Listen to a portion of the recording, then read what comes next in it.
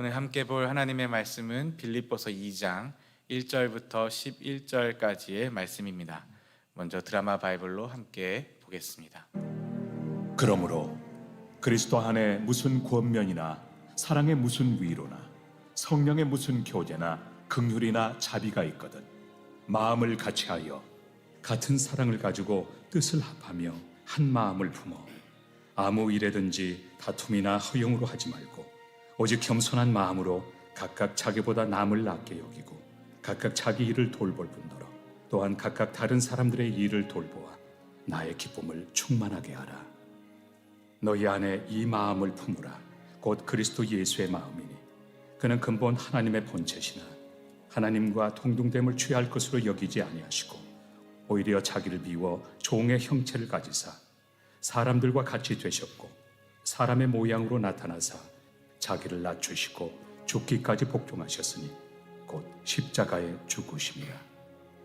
이러므로 하나님이 그를 지극히 높여 모든 이름 위에 뛰어난 이름을 주사 하늘에 있는 자들과 땅에 있는 자들과 땅 아래에 있는 자들로 모든 무릎을 예수의 이름에 꿇게 하시고 모든 입으로 예수 그리스도를 주라 시인하여 하나님 아버지께 영광을 돌리게 하셨느니라.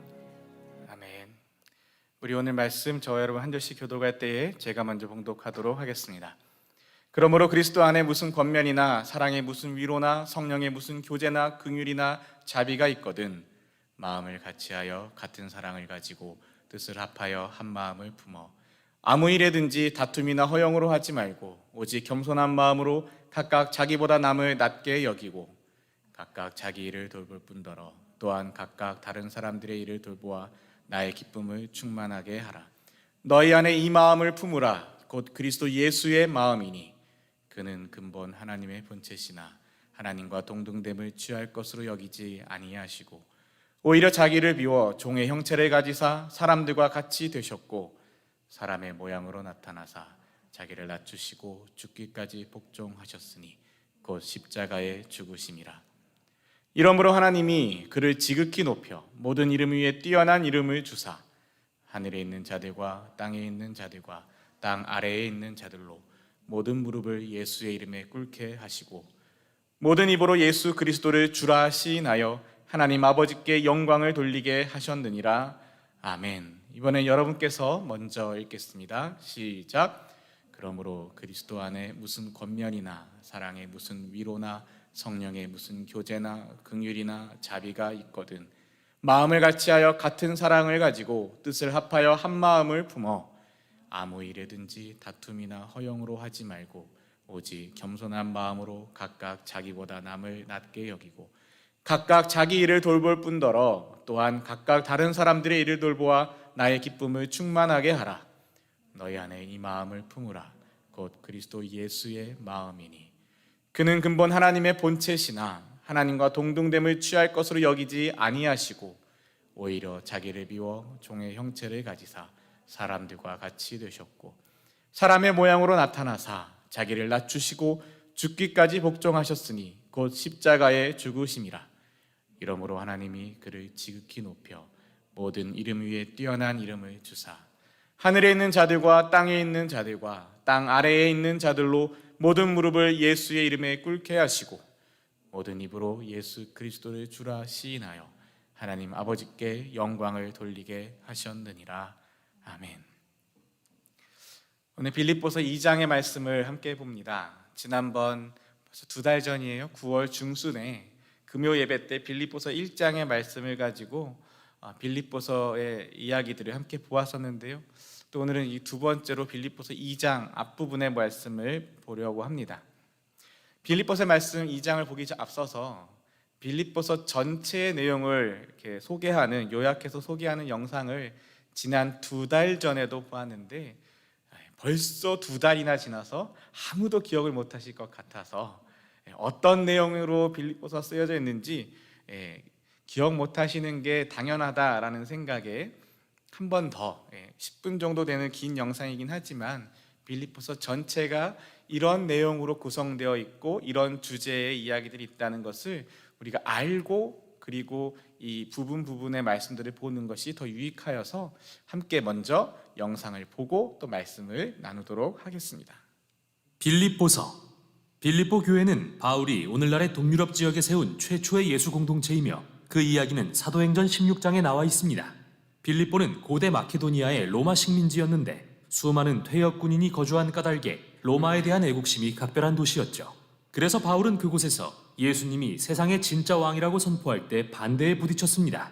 바울이 그곳을 떠난 후에도 예수님의 제자가 된 빌립보 교인들은 계속되는 반대에 시달렸고 심지어 박해의 고통도 겪어야 했습니다. 그럼에도 그들은 활기찬 공동체를 유지하며 예수님을 신실하게 따랐죠. 이 서신은 바울이 감옥에 갇힌 상황에서 보낸 것으로서 그 목적은 매우 실제적이었습니다. 빌립보 교회는 교인 중 에바브로디도라는 자를 택해서 투옥된 바울을 돕기 위해 마련한 후원금을 전달하도록 파송했는데요.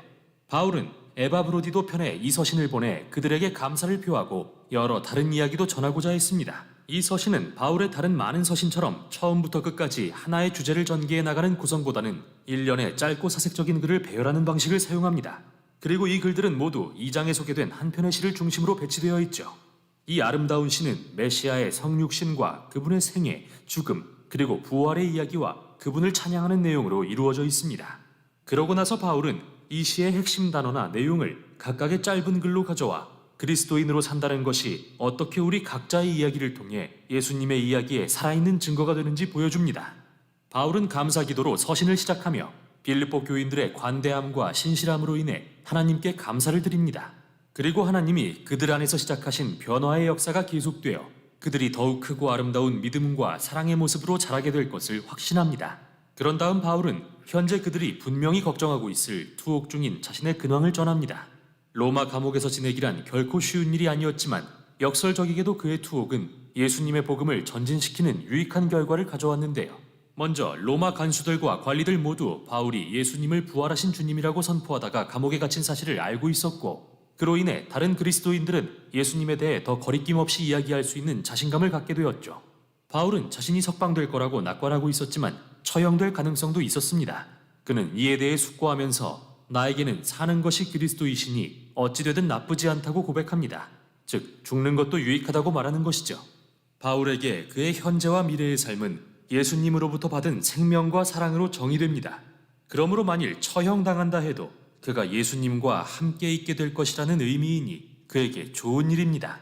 또한 만일 석방된다면 그가 계속해서 더 많은 새로운 예수 공동체를 세울 수 있다는 의미이니 다른 이들에게는 더 좋은 일입니다. 그리고 이게 바울이 소망하는 바죠. 여기서 그의 생각의 흐름에 주목할 필요가 있는데요.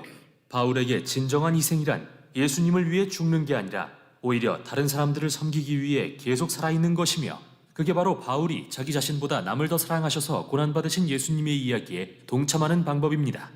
그 후 바울은 빌립보 교인들을 향해 이와 같은 마음가짐으로 예수님의 본을 따르는 삶에 동참하라고 권면합니다. 그는 우리가 하늘의 시민으로서 그리스도의 복음에 합당하게 생활해야 한다고 말합니다. 빌립보 교인들은 로마 제국에 대한 애국심이 가장 뜨거운 지역에 살고 있었습니다. 하지만 그들의 삶의 방식은 다른 왕이신 예수님을 따라 빚어져야 했죠. 이 때문에 그들이 박해를 당할 수도 있지만 두려워해서는 안 됩니다. 예수님과 연합하기 위해 받는 고난은 예수님의 이야기를 살아내는 하나의 방법이기 때문입니다. 이어서 바울은 2장에서 훌륭한 시를 소개합니다. 이 시에는 구약의 내용을 상기시키는 표현이 가득한데요. 구체적으로 말하자면 아담과 그의 반역에 관한 창세기 1장부터 3장의 이야기, 그리고 고난받는 종에 관한 이사야서의 시들이 담겨 있습니다. 이 시는 암기할 만한 가치가 있을 정도로 복음 이야기의 아름다운 요약판이라고 할 수 있습니다. 메시아는 인간이 되시기 전부터 존재하셨고 하나님과 동등한 영광의 자리에 계셨습니다. 그러나 하나님과 동등해지려고 했던 아담과 달리 그분은 자신의 유익을 위해 하나님과 동등됨을 취할 것으로 여기지 않으셨습니다. 오히려 그분은 자신의 신분을 비우고 인간이 되셨습니다. 그분은 모든 사람의 종이 되셨고 심지어 수치당하는 것조차 용납하셨습니다. 그분은 로마의 사형대 위에 올라가 죽음으로써 하나님 아버지께 순종하셨습니다. 그러나 하나님의 능력과 은혜로 인해 메시아의 수치스러운 죽음은 부활을 통해서 반전되었습니다. 그러므로 하나님은 예수님을 만유의 왕으로 지극히 높여 모든 이름 위에 뛰어난 이름을 주셨습니다. 그래서 만물이 메시아이신 예수님을 주님이라고 시인하여 하나님 아버지께 영광을 돌리게 하셨습니다. 여기서 이 마지막 선언은 참 인상적입니다. 바울이 인용하고 있는 이사야 45장의 이 구절은 만물이 이스라엘의 하나님을 주님으로 시인하게 될 것이라는 내용인데요. 바울의 요지는 아주 명확합니다. 십자가에서 죽으시고 부활하신 예수님을 통해 우리는 이스라엘의 유일하신 참 하나님은 성부 하나님이시자 주 예수님이시라는 것을 알게 됩니다. 이렇듯 이 시에서 바울은 예수님이 누구신지에 대한 그의 확신을 표현합니다. 또한 예수님의 본을 보여줌으로써 그분의 제자들이 따라야 할 삶의 방식을 제시합니다. 그래서 바울은 곧이어 두 명의 이야기를 들려줍니다. 첫째는 디모데, 다음은 에바브로디도에 관한 것인데 두 사람 모두 예수님의 이야기를 살아내는 본보기가 되었기 때문이죠. 먼저 디모데는 언제나 자기 자신보다 다른 사람에 대해 걱정하고 마음을 썼다는 점에서 예수님을 닮았습니다. 그리고 에바브로디도는 바울에게 후원금을 전달하기 위해 빌립보 교회로부터 파송됐는데 투옥된 바울을 섬기던 도중에 중병에 걸려 거의 다 죽게 되었습니다. 그러나 하나님의 긍휼로 회복되었고 바울은 친구를 잃는 슬픔을 면했습니다. 여기서 바울의 요지는 이들과 같은 사람이야말로 예수님의 이야기를 증거하는 살아 숨쉬는 본보기이며 따라 살만한 가치가 있다는 것입니다. 그 후 바울은 자신의 이야기를 예로 듭니다. 유대인 그리스도인 중에 이방인 그리스도인들에게 할 일을 요구했던 사람들이 있습니다. 갈라디아서의 내용을 기억해 보세요. 이 사람들은 여전히 바울에게 골칫거리였는데 바울은 그들을 볼 때마다 과거에 예수님의 제자들을 핍박했던 자신의 모습을 떠올리지 않을 수 없습니다. 당시 그는 토라의 율법을 열성적으로 준수함으로써 하나님 앞에서 자신의 의를 증명하려고 애썼습니다. 그러나 예수님처럼 바울도 자신의 지위와 특권을 다 포기하고 이제 그 모든 것을 오물로 여깁니다. 사실 그가 사용한 단어는 훨씬 직설적인 표현이죠. 그가 모든 것을 포기한 이유는 예수님처럼 종이 되어 그분의 고난과 자기 희생의 사랑에 동참하기 위해서입니다. 또한 이 모든 일을 감당할 수 있는 것은 예수님의 사랑이 자신을 죽음 너머의 부활에 이르게 하실 거라는 소망이 있기 때문입니다. 바울은 예수님의 제자인 우리의 참된 시민권은 하늘에 있다고 말하는데요. 그가 말하려는 것은 우리가 모두 하루속히 이 땅을 떠나 천국에 갈 날을 소망해야 한다는 의미가 아닙니다. 오히려 천국은 예수님이 왕으로 다스리시는 초월적인 장소라는 의미죠. 그리고 그는 우리 왕이신 구주 예수님이 그곳으로부터 다시 이곳에 오셔서 정의로 치유하고 사랑으로 변화시키는 하나님 나라를 통해 만물을 새롭게 하실 것을 우리가 간절히 기다린다고 말합니다. 그 후 바울은 빌립보 교인들에게 예수님의 이야기를 계속 살아낼 것을 도전합니다. 그는 먼저 그와 함께 일했던 빌립보 교회의 중요한 두 여성 지도자를 거명합니다. 그들은 모종의 불화를 겪고 있었는데 바울은 그들에게 겸손하신 예수님의 본을 따라서 부디 서로 화해하고 같은 마음을 품으라고 간청합니다. 다음으로 그는 빌립보 교인들을 향해 두려움에 굴하지 말고 핍박이 닥치더라도 모든 감정과 필요를 하나님께 아뢰면 그분의 평화가 그들을 지키실 것이라고 권면합니다. 덧붙여 이 평화는 우리의 생각을 선하고 참되고 사랑스러운 것에 집중할 때 나오는 것이라고 말합니다. 우리에게는 언제나 불평할 거리가 있게 마련입니다. 하지만 예수님의 제자는 삶의 모든 것이 선물임을 알기에 어떤 형편에 처하든지 아름다움과 은혜에 주목하기로 선택할 수 있습니다. 이는 바울의 결론으로 이어집니다. 그는 빌립보 교회의 희생적인 섬김에 다시 한번 감사를 전합니다. 그리고 여러 번의 투옥이나 궁핍의 시간이 그에게는 진짜 고난이 아니라는 사실을 그들이 이해하기를 바랍니다. 사실 이 경험들은 그의 가장 위대한 선생이 되어 어떤 형편에 처하더라도 만족할 수 있는 비결을 가르쳐 주었는데요. 그건 바로 그에게 능력 주시는 분을 단순히 의지하는 것이죠. 바울은 자신의 고난이 예수님의 이야기에 동참하는 것임을 깨닫게 되었습니다. 빌립보서는 우리에게 바울의 마음과 생각을 들여다볼 수 있는 독특한 창문을 제공합니다. 그는 자신의 모든 삶이 예수님의 이야기의 재현이라고 이해했습니다. 우리는 이 서신을 통해 바울이 얼마나 예수님과 친밀했는지 알 수 있죠. 그는 예수님의 사랑과 임재를 뼛속 깊이까지 느끼고 있었습니다. 그래서 가장 암울했던 시간에도 소망을 품고 겸손할 수 있었죠. 따라서 바울은 예수님을 안다는 것은 언제나 지극히 인격적이며 변화가 일어나는 만남이라는 사실을 보여줍니다. 바로 이런 분이신 예수님을 따르라고 사람들을 초대하는 것이죠. 이게 바로 빌립보서가 전하는 내용입니다. 네, 이게 빌립보서 전체의 내용입니다. 중요한 부분들, 오늘 본문과 관련된 중요한 부분만 다시 살펴보면 빌립보 그 도시의 상황은 로마에서 군대에서 혹은 장군으로 여러 군대에서 일하던 사람들이 은퇴하고 퇴역해서 살던, 그래서 많은 권력과 많은 부와 또 로마의 시민권을 자랑하며 살던 또 부유한 도시가 빌립보라는 도시였고요. 그 가운데서 이 퇴역한 장군들이, 퇴역한 군인들이 많이 살다 보니까 로마에 대한 충성심과 애국심이 많았고 또 로마의 황제를 곧 신처럼 여기고 황제가 곧 신의 자리에 올라서 황제를 신처럼 떠받들던 곳, 로마의 시민권이 최고의 좋은 것으로 여겨지던 그런 시대에, 그런 동네에 로마의 지배를 받고 있었던 이스라엘 사람들, 그 빌립보 교회 이야기입니다. 상황이 이해되시죠? 그래가지고 이 사도 바울은 이 빌립보서에서 진짜 왕은, 진짜 신은 저 로마의 왕이 신이 아니라 진짜 신은 우리 하나님, 우리 예수 그리스도께서 진짜 참 신이시다. 진짜 왕은 저 로마의 황제가 아니라 우리 주님이 진짜 왕이시다. 진짜 시민권은 로마의 시민권이 중요한 게 아니라 천국의 시민권이 중요한 것이다.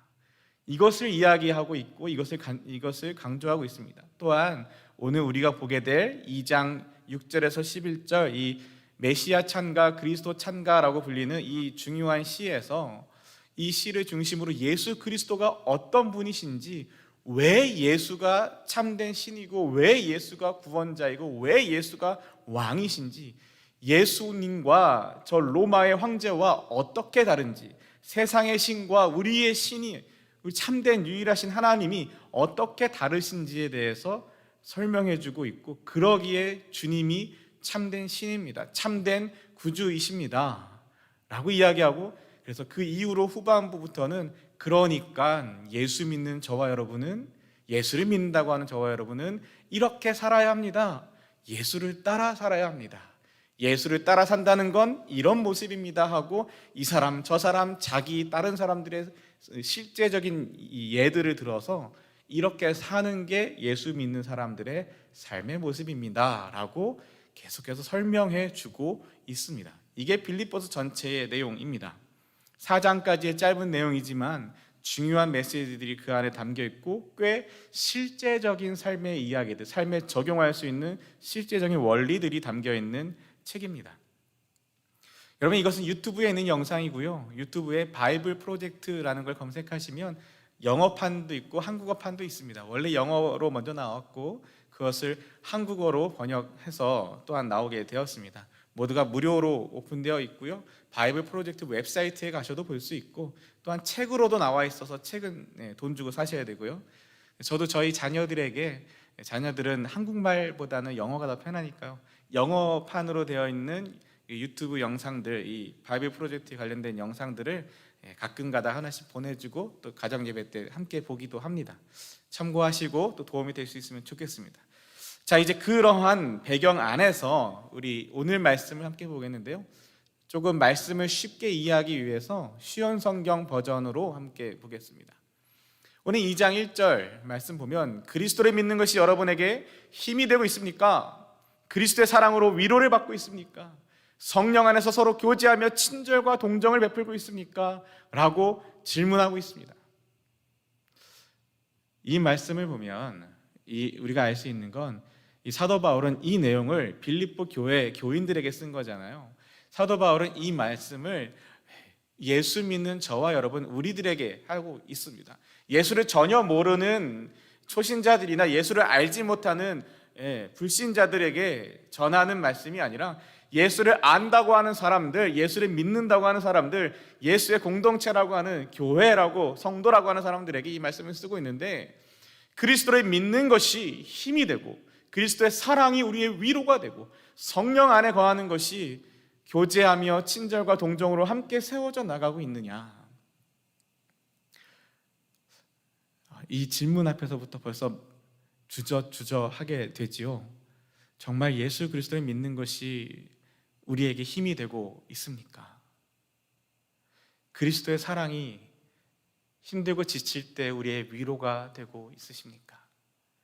성령의 함께 하심이 그리스도 안에서 믿음의 공동체가 서로 교제하고 함께 세워져 나가는 그 은혜가 되고 계십니까? 소망하는 건 예배드리는 우리 모두가 이 질문 앞에 네, 그렇습니다 라고 대답하게 되기를 소망합니다. 자, 어찌됐든 이런 질문을 던지고요, 이렇게 이야기합니다. 그렇다면 예수 믿는다는 것은 이래야 된다라는 거죠. 1절의 말씀에 먼저 예수 믿는다는 것은 우리의 힘이 되고, 예수 믿는다는 것은 그 주의 사랑이 우리의 위로가 되고, 예수 믿는다는 것은 성령 안에서 함께 세워져 나가는 것이어야 되는데, 그렇다면 그 기쁨과 은혜와 그 복음과 구원 가운데 거하고 있다면, 그렇다면 여러분 서로 한 마음으로 사랑을 나누고 한 뜻으로 하나가 되십시오. 예수를 믿는다면, 정말 주님 안의 은혜를 얻었다면, 주님 안의 구원의 기쁨을 누린다면, 주를 믿는 것이 우리에게 힘이 되고, 주를 믿는 것이 그 그리스도의 사랑이 위로가 된다면, 성령의 함께 하심이 우리의 믿음의 공동체를 세우고 있다면, 붙들고 있다면, 그렇다면 서로 한 마음을 이루고 한 뜻을 이루고 사랑을 나누고 하나가 되십시오. 그래야 합니다라는 겁니다. 예수 믿는다는 것은 이래야 된다라는 겁니다. 한 마음으로 사랑하는 것, 한 뜻으로 하나가 되는 것. 여러분, 오해하시면 안 되는 게요, 한 마음 한 뜻이라고 해서 마치 내 주관이나 내 생각이나 내 개성이나 나의 독특한 성향은 하나도 다 없이 다 무시되고, 마치 로봇이 공장에서 똑같은 물건들을 계속 찍어내듯이 모두가 다 똑같은 생각, 똑같은 마음, 똑같은 뜻으로 살아야 된다? 이건 아닙니다. 만일 그래야 됐다면 하나님이 저와 여러분을 이렇게 다르게, 다양하게 창조하시지도 않았을 겁니다. 아시잖아요. 같은 배, 한 배에서 나온 자식들도 다 달라요. 저와 아내 사이에서 나온 아이가 3명인데 셋 다 달라요. 성격도 다르고요, 승질머리도 다르고요, 좋아하는 음식도 다르고, 생김새도 다르고요, 다 달라요. 저와 여러분, 우리 안에서도, 교회 안에서도 교인이 500명이 됐든 1000명이 됐든 10,000명이 됐든 다 달라요. 생각도 달라요. 똑같은 말씀을 듣는데 주일날 말씀을 통하여, 혹은 새벽에 수요일에 금요일에 말씀을 통하여 똑같은 본문의 말씀을 한 사람에게 들어도 각자 받아들이는 것이 다르고, 각자 그것을 통하여 깨닫는 것이 다르고, 그것을 자신의 삶에 적용하는 것이 다르고, 다 달라요. 다 달라요. 근데 한 마음으로 사랑을 나누고 한 뜻으로 하나가 되라. 이것은 무슨 말일까요? 이것은 무슨 말이냐면, 그것이 무엇인지에 대해서 쭉 설명해 주고 계신데요, 3절 말씀을 보면 무슨 일을 할 때 한 마음으로 한 뜻을 이루라, 한 마음 한 뜻으로 사랑하고 하나가 되라라는 이 말은 뭐냐면, 무슨 일을 할 때 이기적이거나 교만한 마음을 품지 말고 겸손한 마음으로 나보다 다른 사람을 더 존중해 주라라는 말씀입니다. 이 1절부터 5절까지의 말씀 중에 가장 중요한 한 단어를 뽑으라 그러면 겸손입니다. 물론 한 마음, 한 뜻, 다 중요한 단어이지요. 근데 겸손입니다. 왜냐하면 이 겸손이 6절부터 11절까지의 예수 그리스도에 대한 모습을 대표해주는 단어이기 때문에 그렇습니다. 그런데 여러분, 이 겸손이란 단어가 지금 오늘날 우리가 받아들일 때 저 사람은 참 겸손해, 겸손한 사람이야 하면 굉장히 인격적으로 훌륭한 사람이고, 좀 사람이 좀 잘 된 사람, 좋은 사람, 이렇게 우리는 받아들여집니다. 그런데 이 당시에 겸손은 어떤 단어였냐면, 웬만큼 지식이 있고 지혜가 있고 어느 정도 수준이 있고 삶의 자리가 있었던 사람은 절대 쓸 수 없는 단어가 바로 겸손이었습니다. 무슨 말이냐면, 당시에는요, 겸손은 종들한테 쓰는 단어였습니다. 종처럼 낮아지고 천해지고 비천에 처하는 사람들, 무시당하고 멸시당하는 사람들한테 쓸 수 있는 단어가 겸손이었습니다. 겸손해진다는 것이 미덕이 아니라 겸손해진다는 건 수치스러운 거였습니다. 예수님이 십자가에 달리시는 것이 수치가 되었던 것처럼 겸손은 당시에는 수치스러운 단어, 우리와 좀 다르죠. 느낌이 지금과 좀 다릅니다. 그런데 사도 바울이 뭐라고 말하냐면, 무슨 일을 할 때 이기적이거나 교만한 마음을 갖지 말고 겸손한 마음으로 나보다 다른 사람을 더 존중해 주십시오 라고 이야기합니다. 겸손, 존중, 이기적이고 교만한 마음이 아니라 겸손하고 존중하는 마음. 그렇게 할 때야 비로소 한 마음으로 사랑을 나누고 그렇게 해야 한 뜻으로 하나가 될 수 있다라는 겁니다. 그러면서 또 이야기합니다. 자기 생활을 열심히 하면서 다른 사람이 하는 일에도 관심을 가지십시오. 정말 우리가 겸손하게 나보다 다른 사람을 더 존중해주고 그리스도 안에서 정말 열심을 가지고 살다 보니 내 생활은 간데 온데 없고 그저 교회에서 봉사하고 섬기고 모든 것을 다 올인하고 그렇게 하다 보면 정말 그것이 대단한 열심인 것 같고 대단한 봉사인 것 같지만 사실은 그것이 정말 주님 안에서 선한 모습이 아니다라는 겁니다. 그리스도인은요, 자기 생활을 열심히 하는 사람. 여러분, 가정을, 결혼, 부부를 누가 세워주셨습니까? 누가 만나고 누가 이루게 하셨습니까? 주님이요. 하나님이 만나게 하시고 하나님이 결혼하게 하셔서 부부로 세워주시지 않았습니까? 자녀들 누가 주셨습니까? 그 생명을 하나님이 주셨습니다. 가정을 누가 주셨습니까? 하나님이 주셨습니다. 동일한 믿음의 고백으로 일터를, 비즈니스를 누가 주셨습니까? 누가 허락하셨습니까? 내가 애쓰고 힘써서, 내가 머리 써서, 내가 공부 많이 해서, 내가 열심히 이력서 쓰고, 내가 열심히 자격증 따고, 내가 열심히 해서 비즈니스와 일터와 직장을 구하셨습니까? 그것이 예수 믿는 사람의 고백일까요? 아니요. 예수 믿는 사람의 고백은 이 자리도 하나님이 허락하신 겁니다. 그렇다면 여러분, 하나님이 허락하셨는데 우리가 소홀히 하면 될까요? 하나님 우리에게 가정을 허락하셨는데 우리가 가정을 소홀히 하고 주님의 교회에 와서 모든 혹은 밖에서 혹은 딴 데서 뭔가 나는 내 나름대로 선한 일을 한다고 내 나름대로 뭔가 귀한 일을 한다고 하면서 가정을 내팽개쳐서 우리의 자녀들이, 우리의 배우자가, 우리의 가정이 어려워지고 힘들어지는 것이 과연 하나님이 기뻐하시는 모습일까요? 아니겠죠. 제가 이렇게 말하니까 굉장히 위험한 사람처럼 느껴질 수도 있겠지만 아니요. 오늘 본문 말씀을 보세요. 자기 생활을 열심히 하면서 다른 사람이 하는 일에도 관심을 가지라라고 이야기하고 있습니다. 근데 세상은 뭐 어떻게 얘기해요? 로마 그 시대에도 마찬가지고요. 그 시대에도요. 그리고 또 오늘날의 우리 시대에도요. 자기 생활만 열심히 하면 됩니다. 너의 인생이니까 네가 살아라. 너의 인생 주인은 너다. 한 번뿐인 인생, 그 인생의 주인은 너야. 네가 열심히 살고 네가 열심히 해서 네가 열심히 벌고 네가 마음 편하게 살고 네가 번 돈으로 네가 떵떵거리면서 살고 너의 인생이야 라고 하고 다른 사람이 지금 피눈물을 흘리든 쓰러져 있든 심지어 강도를 만나 죽을 위기에 처하든 상관하지 말고 괜히 거기 껴가지고 괜히 힘든 일 겪고 복잡한 일 겪고 하지 말라고. 힘든 뉴스들을 가끔 봐요. 한국도 그렇고 중국도 그렇고 인도도 그렇고 참 힘든 뉴스들을 봅니다. 오늘 낮에 우연히 봤던 뉴스 중에 하나는 인도의 한 소녀가 그동안 인도 그 마을에서 400명이나 되는 사람들에게 집단으로 성폭행을 당하고 온몸이 피폐해진 것을 경찰이 그런 모습들도 보고요. 한국도 참 힘든 뉴스들 가끔 보시죠. 어르신들이 얘기하시는 이야기 듣고서 깜짝 놀랐던 뉴스도 있었고 그런데 그 와중에 사람들이 막 서로 모른 척합니다. 내 옆에서 고통을 당하고 있고 내 옆에서 고난을 당하고 있고 내 옆에서 사람이 죽어가고 폭력을 당하고 있는데요. 제가 LA에서 10년을 살다가 이제 워싱턴을 왔는데 LA에서 산 지 한 2, 3년쯤 됐을 때였습니다.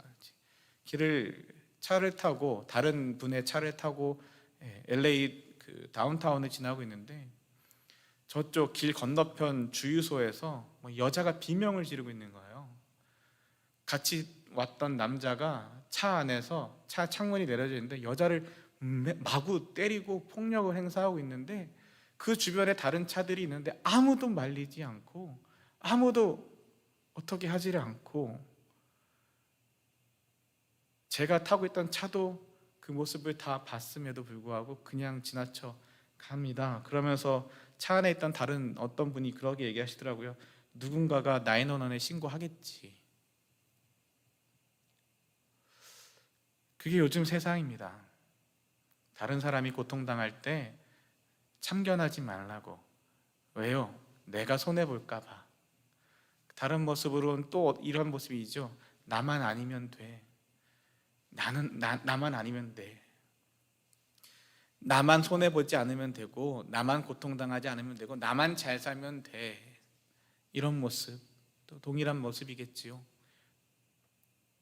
그런 모습은 또 어떻게 많이 드러나나요? 다른 사람들을 혐오하는 모습으로 많이 드러납니다. 혐오합니다. 무슬림, 이슬람 난민들을 혐오하기도 하고요. 무슬림 혐오, 또 한창 한국에서 또 많이 이슈가 됐었던 여성 혐오, 여자들에 대한 혐오와 무차별적인 폭력들, 또 다른 연약하고 소외된 자들에 대한 혐오들, 또한 죄인이라고 손가락질 당하는 사람들에 대한 혐오. 그 모든 혐오는 그 마음 안에 뭐가 있냐면, 나는 너와 달라. 나는 너보다는 좋은 사람이야. 난 너보다는 괜찮은 사람이야. 너는 나랑 달라.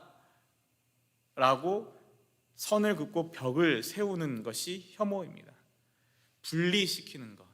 나는 너처럼 될 리가 없어. 라는 자기만의 확신에 이 분리하고 선을 나누고 경계를 나누고 편을 나누고 밀어내는 것이 바로 혐오입니다. 어떤 마음이요? 이기적인 마음, 교만한 마음. 나는 너보다 괜찮은 사람이야.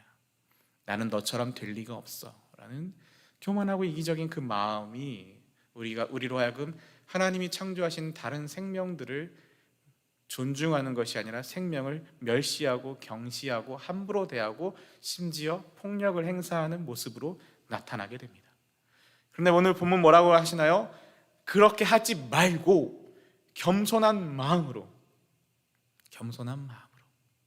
다른 사람이 하는 일에도 관심을 가져주라 라고 이야기합니다. 그리고 5절 말씀이 이렇게 이야기합니다. 예수님처럼 생각하고 행동합시다. 예수 믿는 저와 여러분, 그리스도를 믿는 것이 힘이 되고 그리스도의 사랑으로 위로를 받고 성령의 함께 하심으로 함께 그 안에 교제하고 함께 세워져 나가는 믿음의 성도 여러분, 우리가 예수님처럼 생각하고 예수님처럼 행동함으로 서로 한 마음으로 사랑하고 한 뜻으로 하나가 돼야 합니다라는 겁니다. 예수님처럼 생각하고 예수님처럼 행동하는 것 뭘까요? 여러분, 예수님처럼 생각하고 예수님처럼 행동하는 게 뭘까요? 이 뒤에 본문에 쭉 나오긴 하지만 이 말을 딱 듣는 순간 무슨 생각이 드십니까? 어떤 사람은요, 이 말씀을 딱 들으면 예수님처럼 생각하고 행동하는 것 그냥 지식이 가득하셔서 하나님의 말씀에 순종하고 성령의 인도하심을 받고 병든 자들을 고쳐주고 배고픈 자들을 먹여주고 이런 모습, 우리를 위하여 대신 십자가에 죽으시고 이런 모습들을 생각하시고 떠오르시기도 합니다. 맞습니다. 그런 모습들입니다. 근데 그런 모습이 의미하는 바는 뭘까요? 단순히 그런 모습 말고 그 모습이 보여주고 말씀하시는 것은 뭡니까? 그것이 오늘 6절부터에 나오는 그 이야기입니다. 6절부터 이렇게 이야기하세요. 그분은 누구요? 예수님은 하나님과 똑같이 높으신 분이셨지만 하나님과 똑같이 높은 분입니다. 그런데 결코 높은 자리에 있기를 원하지 않으시고 오히려 높은 자리를 버리시고 낮은 곳으로 임하셨습니다. 오히려 사람의 모습으로 오셨고 오히려 이 땅에 오시고 오히려 종과 같이 겸손한 모습을 취하셨습니다. 누가요? 예수님이요. 창조주 하나님과 같은 분이 피조물인 인간의 모습으로 오셨습니다. 저 하늘 높은 곳에서 이 낮은 땅으로 오셨습니다. 왕이신 그리스도께서 종인 인간의 모습으로 오셨습니다. 여러분, 이 모습은요, 로마의 황제와 전혀 반대의 모습이죠. 이 세상의 법과 반대의 모습입니다. 그 당시에 로마의 시민권, 로마의 황제가 곧 신이 되며 로마를 찬양하던 그 시대에는 점점 높은 자리로 올라가는 것이 황제였고, 그것이 왕이었고, 그것이 권력자들이었습니다. 높은 자리에서 낮은 자리에 있는 사람들을 함부로 대하고 짓밟고 올라서는 것이 그 시대의 모습이었고, 또한 동일하게 저와 여러분이 살아가는 오늘의 모습이지 않습니까? 그런데 주님의 모습은요, 그때도 참 달랐고 어쩌면 오늘도 참 다른 모습입니다. 저 높은 곳에서 우리를 내려다보시면서 한번 올라와 봐, 할 수 있으면 해봐, 누가 제일 높이 올라오나 보자 라고 하시는 분이 아니라, 우리가 올라갈 수 없는 것을 아시기에 하나님이 직접 내려오셨습니다. 하늘에서 땅으로 내려오셨습니다. 높은 곳에서 낮은 곳으로 임하셨습니다.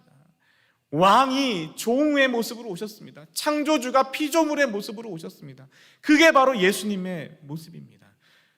그게 바로 우리가 닮아야 될 예수님입니다. 우리가 닮아야 될 예수님, 그 예수님이 바로 이런 모습입니다. 그리고 그 예수님은요, 누가 시켜서 하는 것도 아니고 억지로 하는 것도 아니고 스스로 낮은 자가 되시며 하나님께 순종하셨습니다. 예수님은 목숨을 버려 십자가에 달려 돌아가시기까지, 끝까지 하나님의 말씀에 순종하며 하나님의 말씀을 따랐습니다. 누가요? 예수님이요. 예수님이 그러셨다는 겁니다. 그렇다면 예수 믿는 저와 여러분은 어떻게 살아야 될까요? 예수님이 이렇게 사셨다면 예수님을 믿는 우리는 어떻게 사는 게 마땅한 삶일까요? 이 말씀은 이제 사도 바울이 한 말이지만 예수님께서도 직접 제자들을 불러놓고 이렇게 말씀하셨습니다. 우리 마가복음의 말씀인데요, 제가 읽어드릴게요.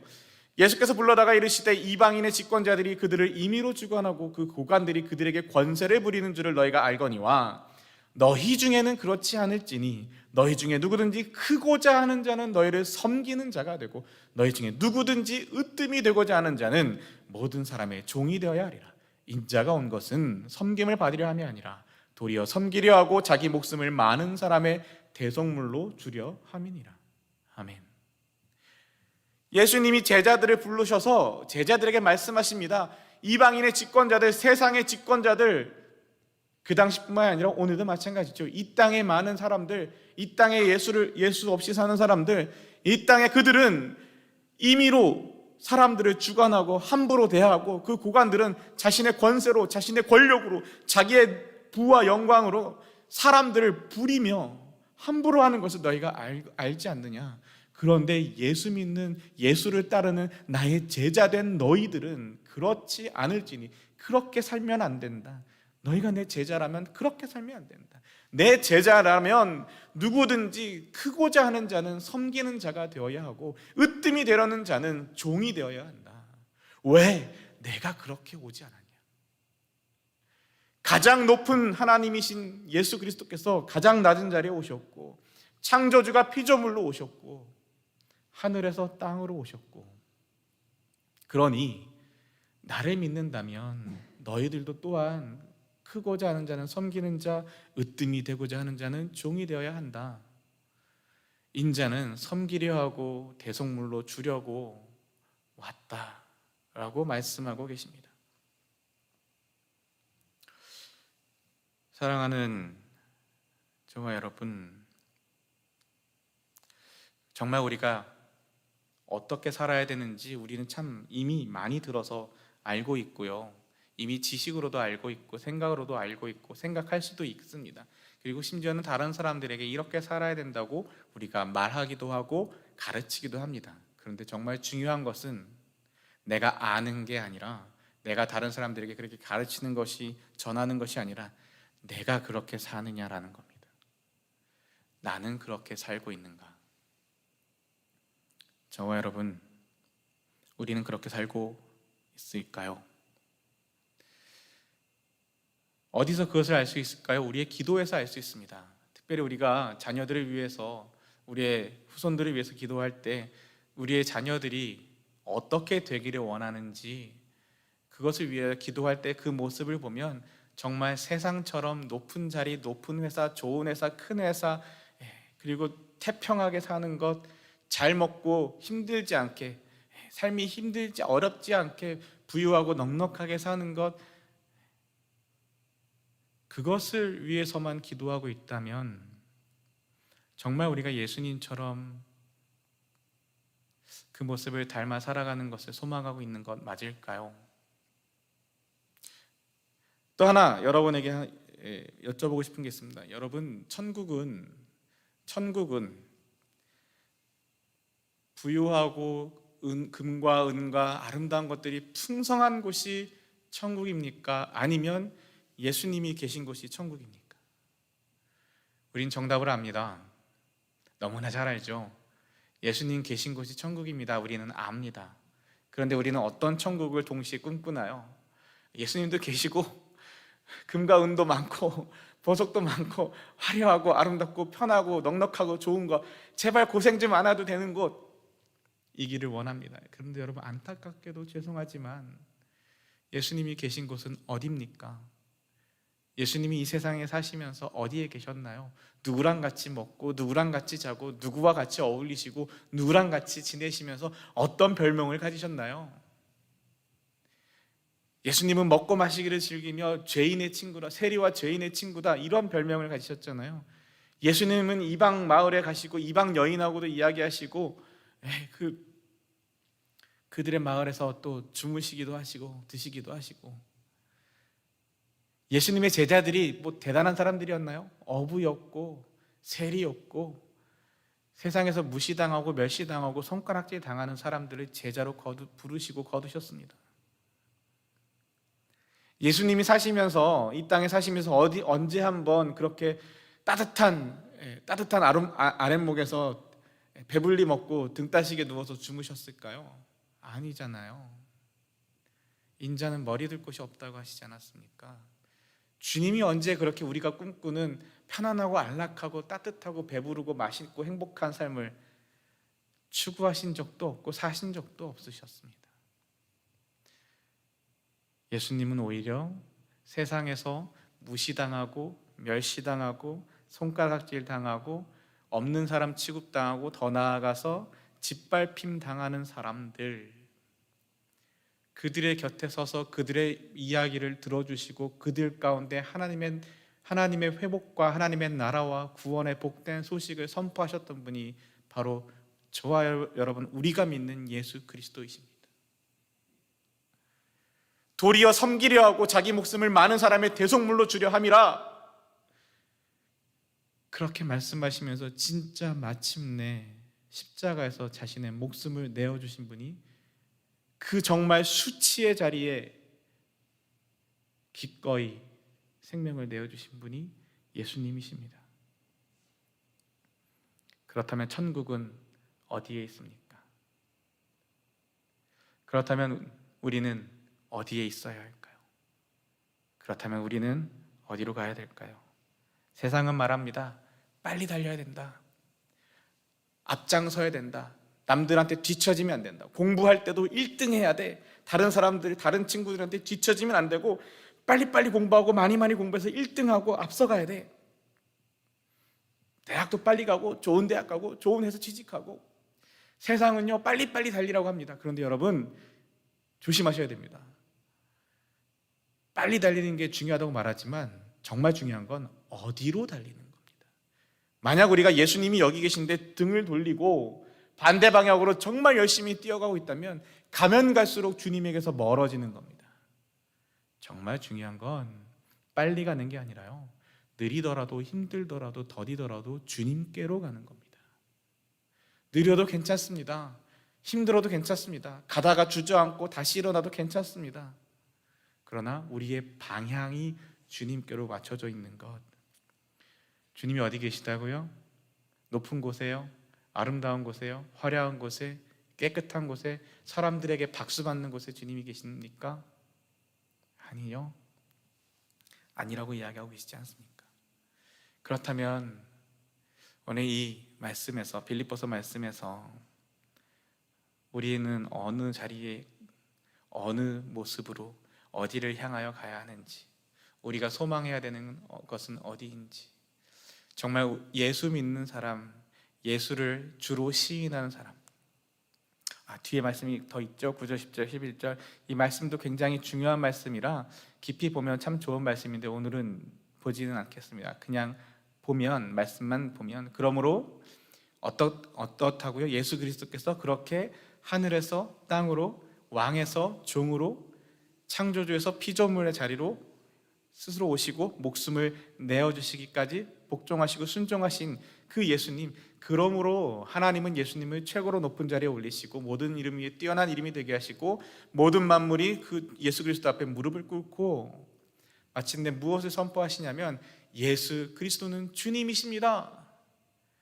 이것을 선포하며 모든 만물이, 모든 사람이 예수 그리스도가 주님이십니다.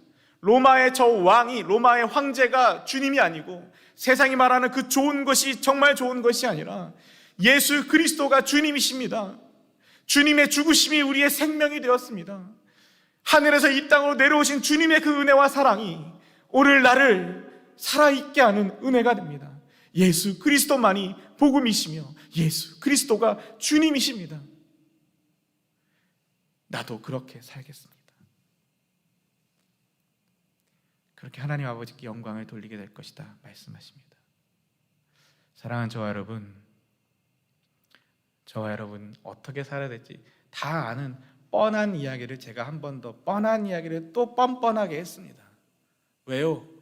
아는데 아는 것과 사는 것, 믿음과 삶, 우리 아까도 찬양했지요. 믿음과 삶, 우리의 믿음이 삶으로 증거되어지며 우리의 삶이 정말 하나님을 향하여, 주를 향하여, 십자가를 향하여 걸어갈 수 있는 귀하고 복된 삶이 되기를 소망합니다.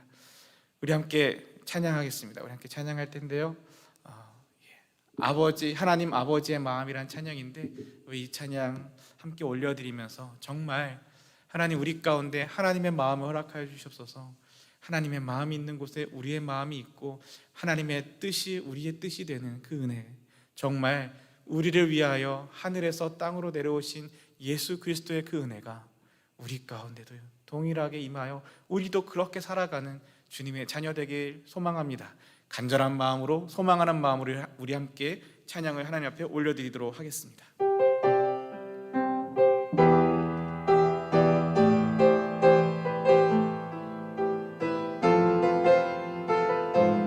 아버지 당신의 마음이, 아버지 당신의 마음이 있는 곳에 나의 마음이 있기를 원해요. 아버지 당신의 눈물이 고인 곳에 나의 눈물이 고이길 원해요. 아버지 당신이 바라보는 영혼에게 나의 두 눈이 향하길 원해요. 아버지 당신이 울고 있는 어두운 땅에 나의 두 발이 향하길 원해요. 나의 마음이 아버지의 마음 알아. 내 모든 뜻 아버지의 뜻이 될 수 있기를. 나의 온몸이 아버지의 마음 알아. 내 모든 삶 당신의 삶 되기를. 아버지 당신의 마음이 있는 곳에 나의 마음이, 내 마음이 있기를 원해요. 아버지 당신의 눈물이 고인 곳에 나의 눈물이 고이길 원해요. 아버지 당신이 바라보는 영혼에게 나의 두 눈이 향하길 원해요. 아버지, 당신이 울고 있는 어두운 땅에 나의 두 발이 향하길 원해요. 나의 마음이 아버지의 마음 알아. 내 모든 뜻 아버지의 뜻이 될 수 있기를. 나의 온몸이 아버지의 마음 알아. 내 모든 삶 당신의 삶 되기를. 나의 마음이 아버지의 마음 알아. 내 모든 뜻 아버지의 뜻이 될 수 있기를. 나의 온몸이 아버지의 마음 알아. 내 모든 삶 당신의 삶 되기를.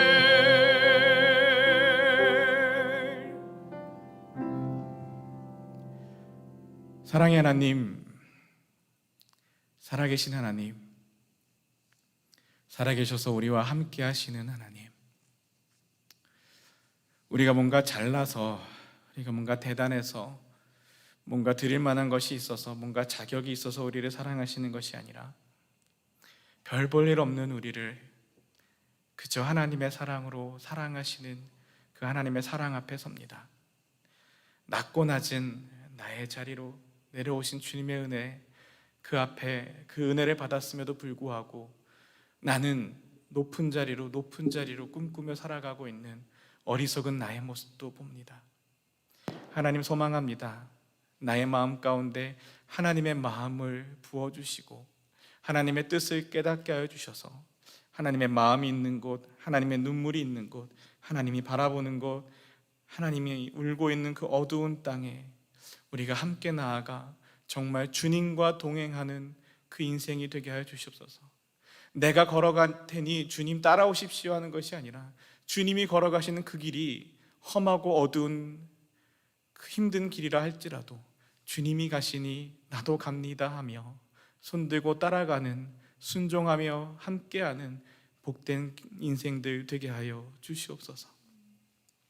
이제는 우리 주 예수 그리스도의 은혜와 하나님 아버지의 극진하신 사랑과 성령의 감화 감동 교제 교통하심이 하나님의 마음을 품고 하나님의 뜻을 깨달아 하나님이 계신 곳에 함께하며 예수 그리스도께서 보여주신 것처럼 겸손히 함께 한 마음으로 한 뜻으로 사랑하며 살아가기로 작정하는 한 사람 한 사람 머리 위에 이제부터 영원히 함께 하시기를 간절히 축원하옵나이다.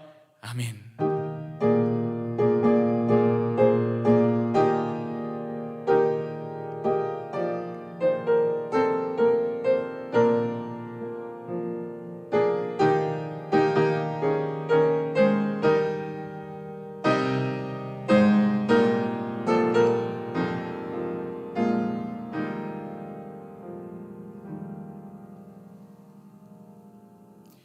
함께 예배할 수 있어서 감사합니다.